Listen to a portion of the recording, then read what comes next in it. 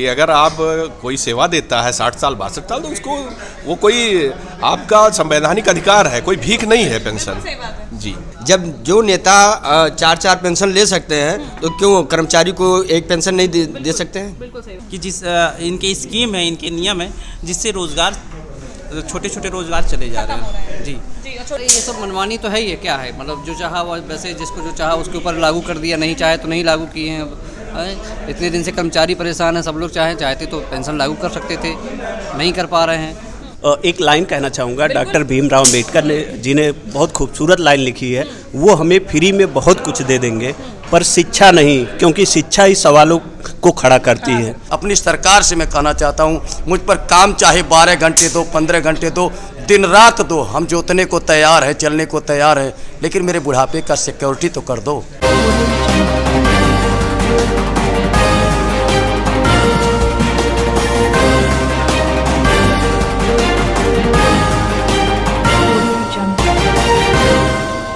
नमस्कार, मैं हूं साक्षी राय और आप देख रहे हैं खरी बात न्यूज़। खरी बात न्यूज़ लगातार जो है आपको जनता से रूबरू करा रही है, जनप्रतिनिधियों से मिला रही है और पूरे यूपी में घुमा रही है, सर्वे करा रही है, ताकि आपको एक एक विधानसभा का जो रुझान है वो मिलता जाए। थोड़ी देर पहले आपको हमने बस्ती जो ज़िला है उसकी रुधौली विधानसभा से जनता से रूबरू कराया था और अब हम बस्ती ज़िले की बस्ती सदर विधानसभा में बैठे हुए हैं।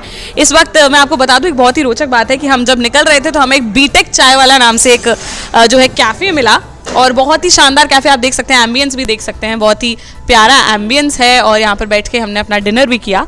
और इसके बाद अब हमारे पास एक टीम है जो मौजूद है यहाँ पर, कुछ लोगों की टीम है, कुछ दोस्त बैठकर बातें कर रहे थे, तो उनसे हम भी बात करने आ गए हैं और जानने आ गए हैं कि बस्ती के बारे में, यूपी के बारे में क्या विचार है, क्या होने वाला है इस बार बस्ती में और यूपी में क्या होने वाला है, बदलाव होने वाला है या फिर बाबा जी फिर से जो है सीट पर बैठने वाले हैं। सीधे उन लोगों से आपकी बात कराएंगे और जानेंगे कि यहाँ के लोगों के मन में क्या विचार चल रहा है।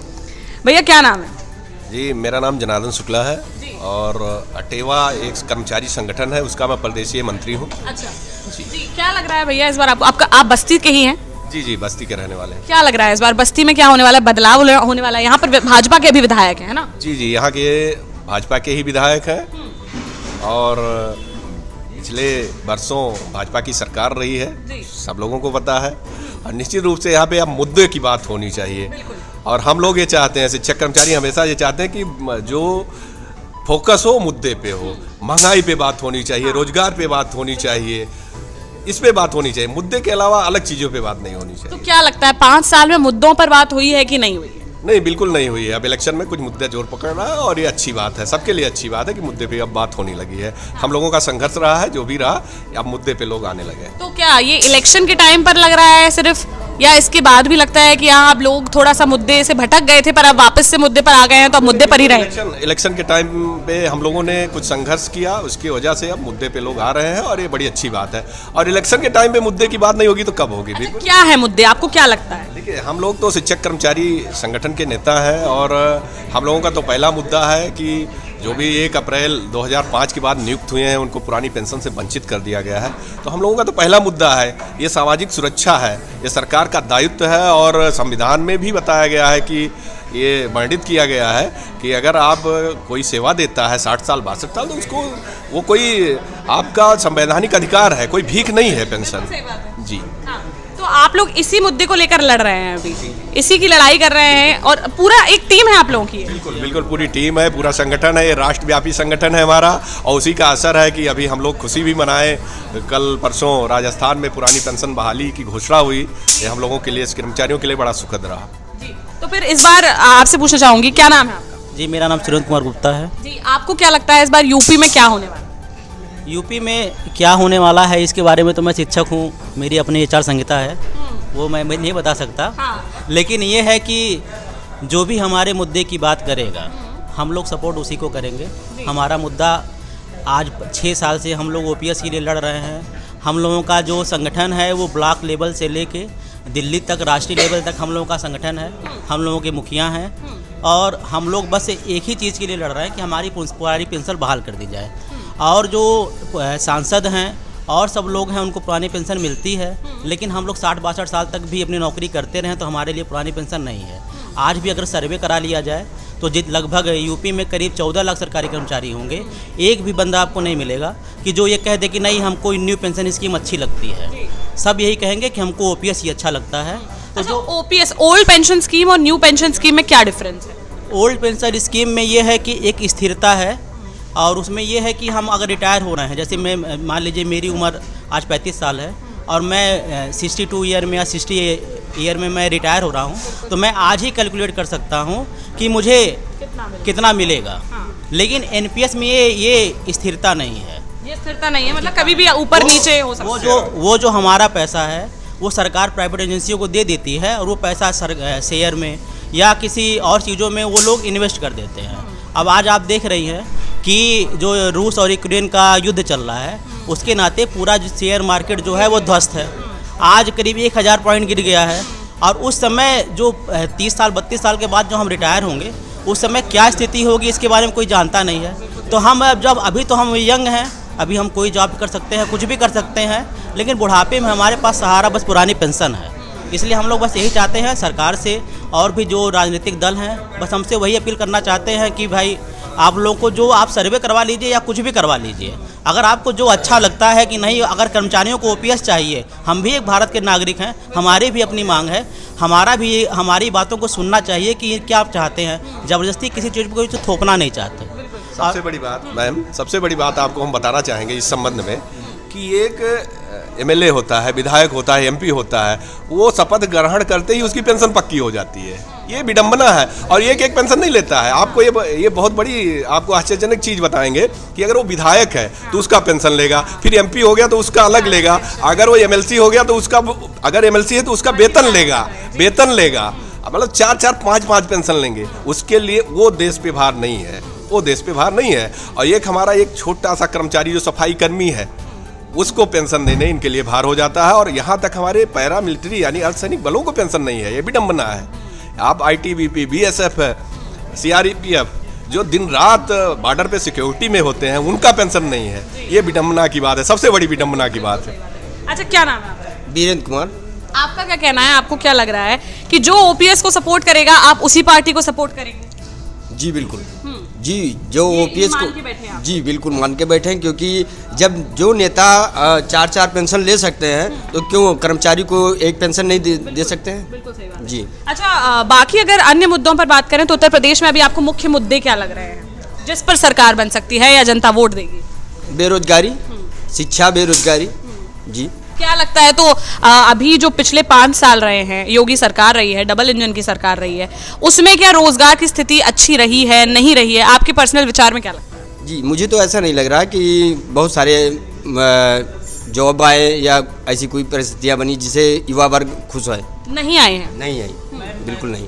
जी आपको एक सिंपल एक मिनट रुकिए। जी बताइए। एक सिंपल एग्जांपल देता हूँ कि हमारे यहाँ बस्ती में या किसी भी शहर में हम देखा होगा कि जो नंबर प्लेट्स लगाते हैं 50-100 दुकानें हुआ करती थी, उससे 100 हज़ारों फैमिलियाँ चला करती थी। अभी वो क्या करते हैं, जो नंबर प्लेट बनाते हैं वो सरकार बनाती है, उनके रोज़गार तो चले गए ना। तो इस ऐसे बहुत सारे हैं मुद्दे कि जिस इनके स्कीम है, इनके नियम है जिससे रोज़गार, छोटे रोज़गार चले जा रहे हैं। जी, छोटे छोटे परिवार जो पल रहे थे वो नहीं हो पा रहे हैं। इसके साथ जो छोटे व्यापारी हैं वो भी खत्म हो रहे हैं। मैं खुद व्यापारी हूँ, टीचर भी हूँ, व्यापारी हूँ। किस चीज़ का व्यापार करते हैं? हमारे पास दवा का भी है और कपड़े का भी है। ठीक है, ऐसा क्या चल रहा है? व्यापारी वर्ग का इस बार क्या रुझान है? इन्होंने जीएसटी बढ़ा दिया है, सामानों पे। सामान बिल्कुल महंगे हो गए। जहाँ 5% जीएसटी था वहाँ पे इन्होंने 12% कर दिया। हालांकि जीएसटी के आने से एक सुविधा हुई कि आप व्यापार आराम से कर सकते, बट जो इन्होंने उस पर जीएसटी बढ़ाया है, जो उस पर कर बढ़ाया है, बहुत ही ज़्यादा बढ़ाया है। अच्छा, एक बात बताइए। एक बात जो यूपी में बहुत ज़्यादा चल रही है वो ये है कि व्यापारी भले ही सब कुछ सह सकता है, लेकिन अगर सुरक्षा है तो बढ़िया है। हाँ। सुरक्षा है तो खुश है। सुरक्षा तो ठीक है, बट बिना खाए पिए और बिना रोजगार के तो नहीं।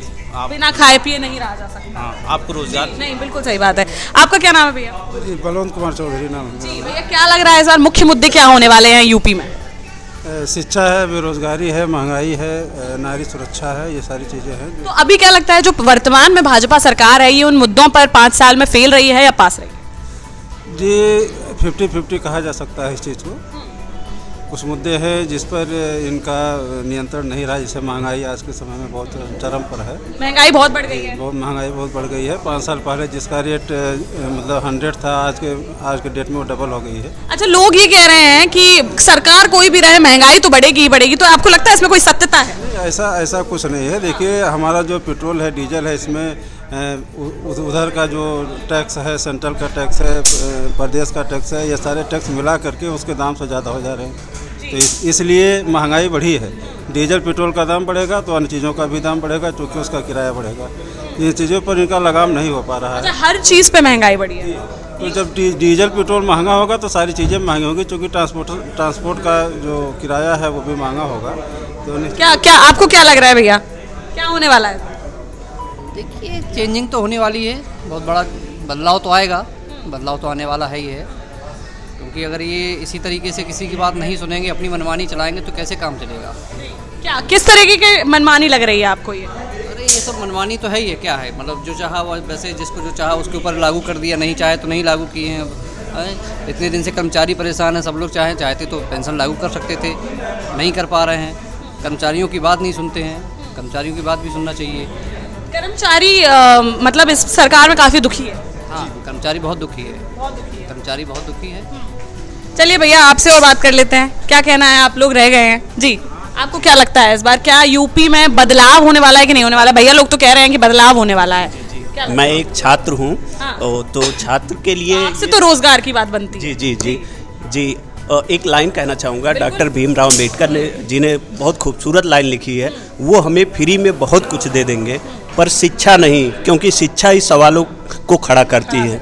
जी मैम, जी मतलब अगर शिक्षा होगी तो लोग अपना हक मांग पाएंगे, लोग पूछ पाएंगे कि हमें हमारा हक क्यों नहीं। जी मैम, इसीलिए ये सरकार चाहती है कि बेरोजगारी बढ़े, जिससे कि हम जो करना चाहते हैं, कि पार्टी जो करना चाहती है वो कर सके। क्योंकि हम नॉलेज नहीं रहेगा, हमको संविधान के बारे में नॉलेज नहीं रहेगा तो हम अपना हक नहीं मांग पाएंगे।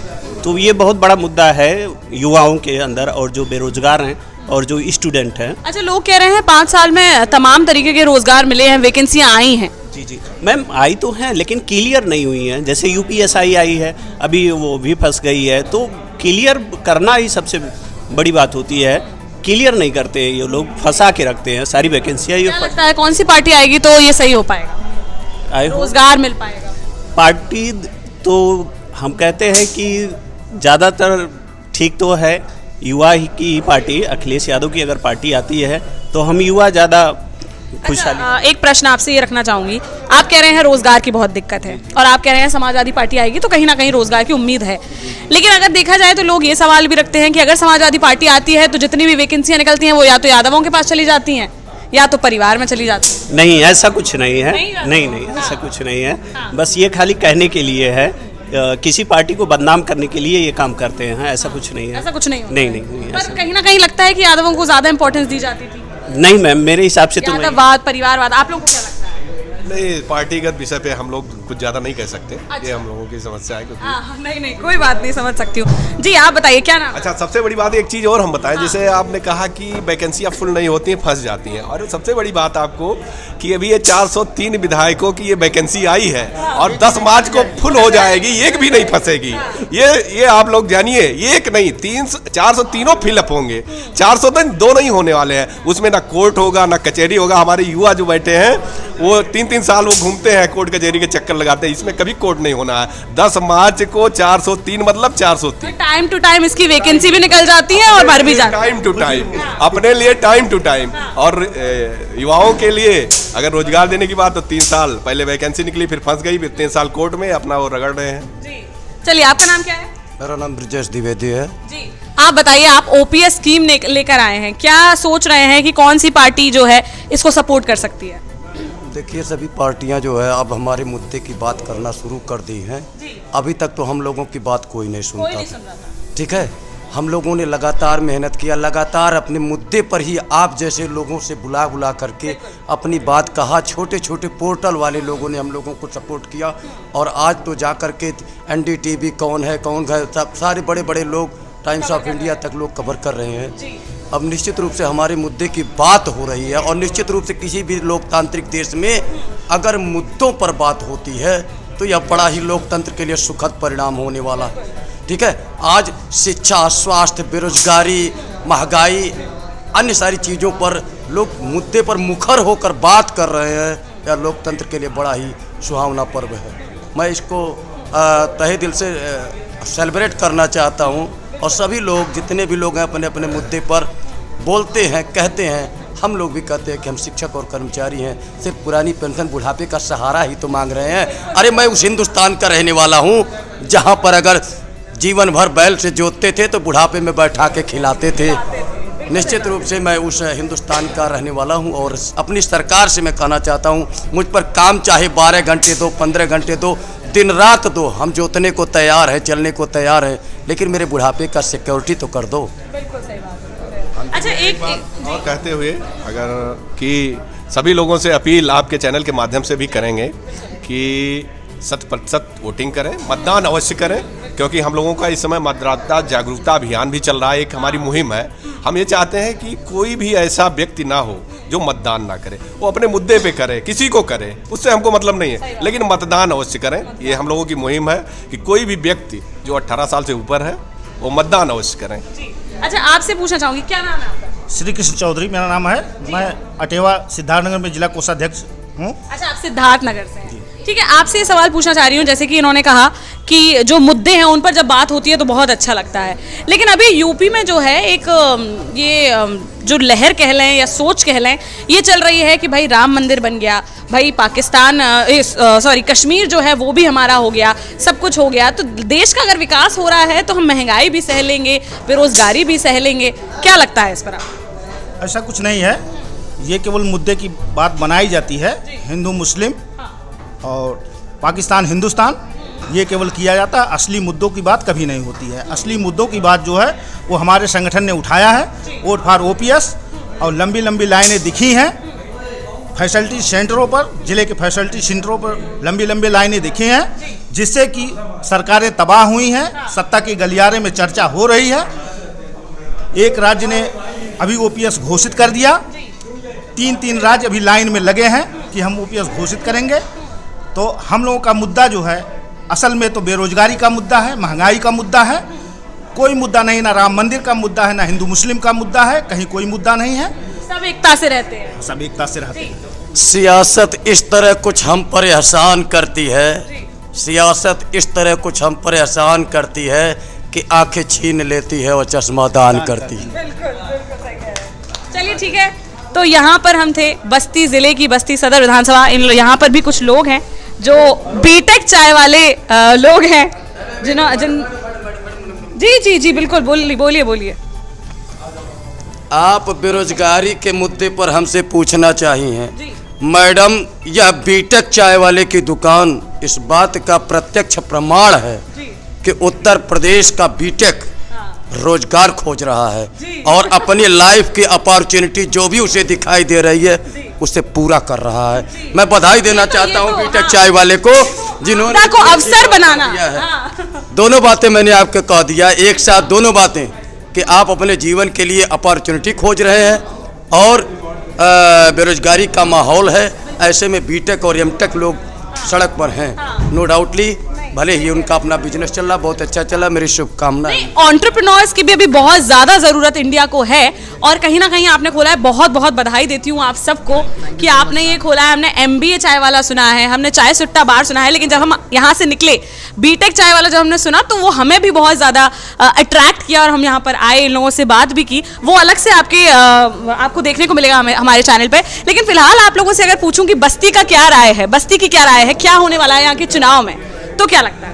मैम, चुनाव के लिए इतना अभी हम लोग का इंटरेस्ट नहीं है। अच्छा, पूरा बिजनेस में ही लगा हुआ है क्या? पूरा हम लोग इतने ज़्यादा अभी, क्योंकि रिसेंटली खोला हुआ 4-5 दिन हुआ है, तो वहाँ बाहर से गाड़ियाँ आती जाती रहती, तो वही हम सुनते हैं और उसी के माध्यम से बता सकते हैं कि लोगों का क्या, 4 तरह के लोग आते हैं, चारों अलग अलग बात करते हैं। तो इसलिए हम एक मुद्दे या एक किसी भी जो खड़ा हो रहा है चुनाव के लिए उनके बारे में बता ही नहीं सकते, नहीं बता पा रहे, कंफ्यूज हो गए।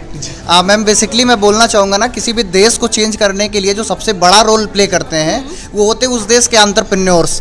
जैसे कि आप अमेरिका में जानते हो तो सिलिकॉन वैली वहाँ के लिए फेमस है। LA आप जानते ही हो, LA फेमस है वहाँ पे।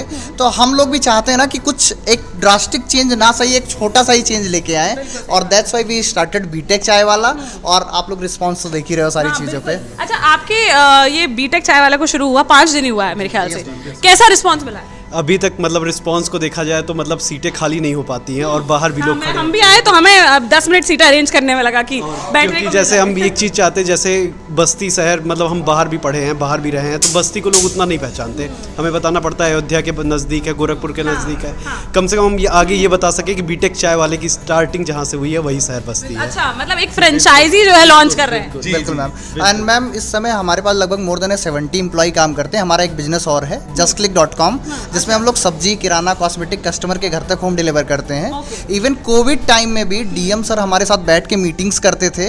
और मैं आपको बताना चाहूँगा ना, जब पूरी दुनिया सो रही थी उस टाइम पे भी justclick.com पूरे बस्ती के लिए काम कर रहा था। तो ये कोविड वॉरियर्स हैं हमारे साथ। Thank you so much. Thank you so much. Thank you so much. हमारे चैनल की तरफ से आपको थैंक यू सो मच कि आप लोग इतना अच्छा काम कर रहे हैं। Thank you so much. जनता जब अंदर थी, उनको जो चीजें चाहिए थी आप लोगों ने प्रोवाइड की, तो you are the Covid warriors and you need to be thanked. Thank you so much ma'am. चलिए ठीक है, तो बस्ती जिले की बस्ती विधानसभा में थे और बढ़िया लोग मिले, युवा मिले, हर किस्म के लोग मिले, तो इनसे यहाँ पर बात की और आपकी भी बात कराई। तो आप जान रहे हैं और आप समझ रहे हैं कि हर वर्ग की जो है इस बार सोच क्या है।